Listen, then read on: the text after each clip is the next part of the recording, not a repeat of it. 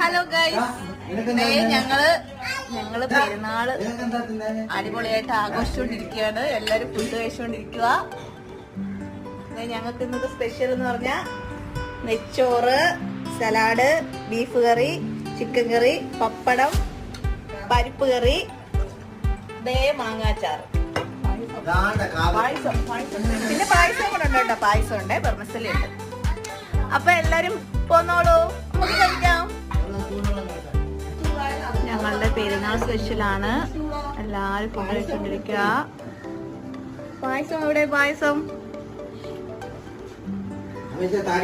കുടുംബക്കാരെല്ലാരും ഉണ്ട്, കുറച്ചു പേരേ ഉള്ളൂ. ബാക്കിയുള്ളവര് ഗൾഫിൽ പോയേക്കുക. ഞങ്ങള് ബർമസലി